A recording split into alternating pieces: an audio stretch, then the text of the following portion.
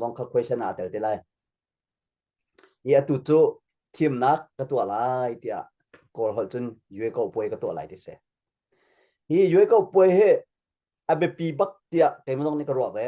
zai rong a ti sia chun hi yue ko poi ni hen ra thang tha jang tam pi a thar chwa kho than lai ti khi ka ro ve mi se ta chun na ga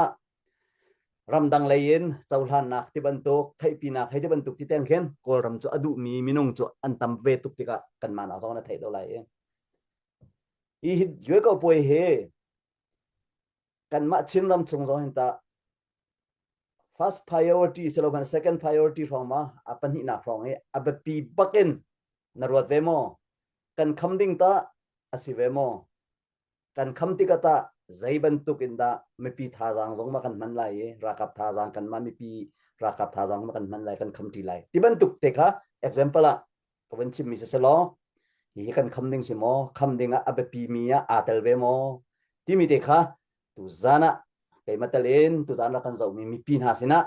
win kan chim pyak ding khan ka hin mang bang khau kan kan van sop chan si selo e alhan pin ni kum phong akhan cha jang rak chil bale e minong lai thim na ka thu mi ga hente itel baglo ding kha ve grak chim chang mi ka se e thim na ka tu mi kha tompel te break lakha du cha khan sko chu e break lakha du cha khan thim na ka vun tu lai e hi thim na ga atei nga ding kha ama pachin tai ko le chmo fyang ko chu khatse nangan ji toma pul kha front line a culture an hale e back door in khante anhuwa ama tu kha ha cha world cup thazan kha vun sersim than lai chun nangan ji toma pul kha nangan ji toma pul manin ram ki bhe khante pete na kha tu te lai e dong naga ki ama tu thazang kha ama thazang ki athun nak ding chawa tu khante awchilai e ma cha chun atum minong hai thajang he tum lei kha pan chang chumo arong jo international level zongin kha ki tampi kha ki zagun dinga tim han piu tuk di ri lo kun ti la cho